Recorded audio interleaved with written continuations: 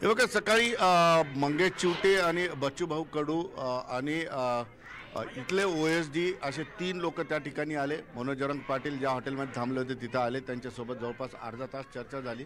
मात्र या चर्चेमध्ये मीडियाला येऊ दिले गेले नाही। मात्र चर्चा झाल्यानंतर मनोज जरांगे पाटीलांनी बाहेर येऊन सांगितलं आणि कुठलीही प्रगती नाही, कसल्याही पद्धतीचं माझं समाधान नाही, मी माझ्या 4 शब्दावर ठाम आहे, अशा पद्धतीच्या त्यांनी स्पष्ट त्या ठिकाणी मीडियाला माहिती दिली।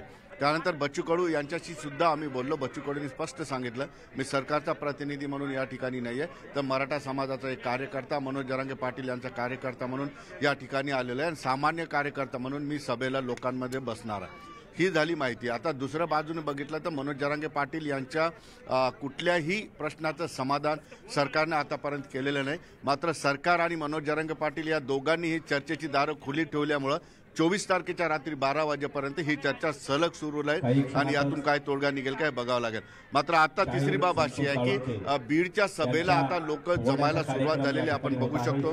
भव्य स्टेज या ठिकाणी करण्यात आलेला आहे आणि फार मोठ्या पटांगणामध्ये ही सभा होणार आहे आणि सभेसाठी महिला आणि पुरुष या ठिकाणी आता जमायला सुरुवात झालेली आहे, कारण सभेची वेळ 2 वाजताची आहे आणि त्यानुसार मराठा बांधव मराठा भगिनी या ठिकाणी गोळा व्हायला तयार झालेले आहेत। ग्रामीण भाग खूप मोठा आहे बीड जिल्ह्याचा, त्यामुळे ग्रामीण भागातून फार मोठ्या प्रमाणात लोक या ठिकाणी येतील। आता मनोज जरांगे पाटील हे बीडमध्ये पोहोचलेले आहेत। बीडमध्ये सभास्थळ अशी जवळपास 5 ते 6 किलोमीटरची भव्य प्रचंड रॅली त्या ठिकाणी केली जाणार आहे। जवळपास 400-500 JCB त्यांच्या स्वागतासाठी पुढे घेऊन तयार आहेत। एक भव्य रॅली काढल्यानंतर मनोज जरांगे पाटील या ठिकाणी येतील आणि या सभेला जसा तो सस्पेन्स कायम आहे की या सभेमध्ये मनोज जरांगे पाटील बोलतील का, कारण मनोज जरांगे पाटलांनी सकाळी प्रेस घेतली, त्या प्रेसमध्ये सुद्धा त्यांनी कसल्याही मुद्द्याचं स्पष्टीकरण त्या ठिकाणी दिलेलं नाही। सभेपर्यंत सस्पेन्स त्यांनी वाढवून ठेवलेला आहे, कारण पुढच्या आंदोलनाची घोषणा होते की नाही होते, राज्य सरकारला त्यांनी काय 4 शब्द दिलेले ते शब्द आता ते समाजासमोर सांगणार आहे।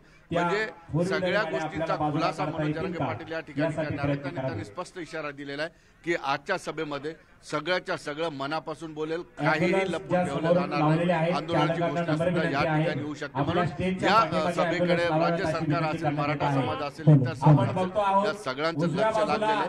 1 ते 1.5 तास आहे की मनोज जरांगेचं आंदोलन पुढचं होईल की नाही होईल, समाजाला ते काय 4 शब्द ते सांगतील याचा खुलासा होईल।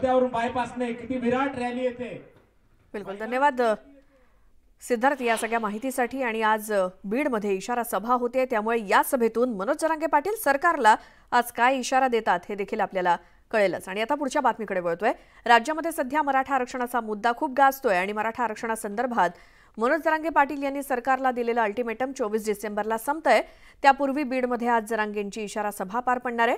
या सभेसाठी जय्यत तयारी करण्यात आली आहे। शहरात जागोजागी फ्लेक्स बॅनर्स लावण्यात आलेत आणि सभेला येणाऱ्या नागरिकांसाठी रुग्णवाहिका, नाश्ता, पाण्याची सोय करण्यात आली आहे। सभेपूर्वी बीडमध्ये डॉक्टर आंबेडकर पुतळ्यापासून भव्य रॅलीही काढण्यात येणार आहे आणि त्यात 200 JCBमधून पुष्पवृष्टी केली जाणार आहे। या सभेला 5 ते 10 लाख मराठा बांधव उपस्थित राहतील असा अंदाज आहे। मनोज जरांगे या सभेत सरकारला काय इशारा देणार याकडे सर्वांचं लक्ष लागलंय। तर बीडमधल्या या इशारा सभेसंदर्भातली माहिती घेऊयात। आमचे प्रतिनिधी सुरेश जाधव बीडमधून आपल्या सोबत जोडले गेलेत। सुरेश, बीडमधल्या कोणत्या ठिकाणी ही आज इशारा सभा होते आणि त्यापूर्वी म्हणजे ही सभा सुरू होण्यापूर्वीचं काय वातावरण बीडमधलं आत्ताचं? सभा सुरू होण्यापूर्वी मनोज जरांगे पाटील यांचे भव्य रॅलीनं सभास्थळापर्यंत स्वागत केले जाणार आहे। आता शहरातील डॉक्टर बाबासाहेब आंबेडकर पुतळा या ठिकाणी ही रॅली अवघ्या काही मिनिटांमध्ये सुरू होते। मोठ्या संख्येने मराठा बांधव त्या ठिकाणी जमलेले आहेत। विशेष म्हणजे महिलांची देखील उपस्थिती मोठ्या संख्येने आहे। डोक्यावरती टोपी घातलेली आहे। मराठा आरक्षणाच्या संदर्भातल्या घोषणा देखील मोठ्या प्रमाणात दिल्या जातात आणि संपूर्ण बीड शहरात जर बघितलं आपण तर जवळपास 30,000 झेंडे, भगवे झेंडे लावण्यात आले, त्यामुळे सगळं शहर भगवमय झाल्याचं चित्र पाहायला मिळते। विशेष म्हणजे 3 किलोमीटर पर्यंत ही रॅली असणार आहे आणि या रॅलीनंतर मनोज जरांगे पाटील हे स्टेजवरती जाणार आहेत आणि त्यानंतर महाराष्ट्रातील नेमकं काय संबोधित करणार याकडे सर्वांचं लक्ष आहे। मात्र या रॅलीच्या दरम्यान देखील प्रत्येकाची काळजी घेण्याच्या अनुषंगाने जागोजागी अँब्युलन्स ठेवण्यात आलेल्या आहेत। विशेष म्हणजे नाश्त्याची आणि पाण्याची देखील सोय प्रत्येक ठिकाणी करण्यात आली आहे। त्यामुळे एकंदरीतच या सभेच्या आणि रॅलीच्या अनुषंगाने मोठी तयारी करत असल्याचं चित्र पाहायला मिळतं। सुरेश, धन्यवाद या सगळ्या माहितीसाठी। सभेपूर्वी मोठी रॅली निघाली आहे, ठिकठिकाणी बीडमध्ये मोठमोठी होर्डिंग्स लागलेत, पोस्टर्स लागलेत, भगवे झेंडे लावण्यात आलेत मनोज जरांगे पाटील यांच्या आजच्या इशारा सभेच्या पार्श्वभूमीवर. तर मनोज जरांगे पाटील यांच्या बीडमधल्या सभेसाठी जय्यत तयारी करण्यात आली आहे. या सभेतून आंदोलनाची पुढची दिशा ठरणार आहे असं संयोजकांनी म्हटलं. मनोज जरांगे पाटील ठरवतील ते धोरण आणि बांधतील ते तोरण असंही त्यांनी सांगितलंय.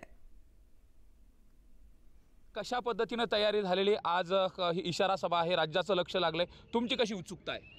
मागच्या 8 दिवसापूर्वी जरांगे पाटलांनी इच्छा व्यक्त केली की या ठिकाणी इशारा सभा बीडमध्ये घ्यायची आहे. त्यांचं जन्मभूमी हे बीड जिल्हा असल्यामुळे बीडमध्ये ही सभा व्हावी अशी त्यांची इच्छा होती. त्यासाठी या ठिकाणी प्रत्येक तालुक्यामध्ये वेगवेगळ्या सर्कल वाईज मीटिंग झालेल्या आहेत. त्या ठिकाणी गाड्यांचं नियोजन झालेलं आहे. संयोजकांनी काय काय व्यवस्था केलेली आहे, स्वयंसेवक किती आहेत आणि कशा पद्धतीने सगळं? जवळजवळ आमच्याकडे या ठिकाणी समाज बांधव जे आहेत ते 5 ते 10 लाख संख्येने समाज बांधव आणि माता भगिनी या ठिकाणी येण्याची शक्यता आहे. आणि आम्ही जवळजवळ 1200 स्वयंसेवक सुरक्षेसाठी तैनात करण्यात आलेले आहेत आणि पोलिसांकडून सुद्धा चोख बंदोबस्त या ठिकाणी आम्हाला देण्यात आलेला आहे.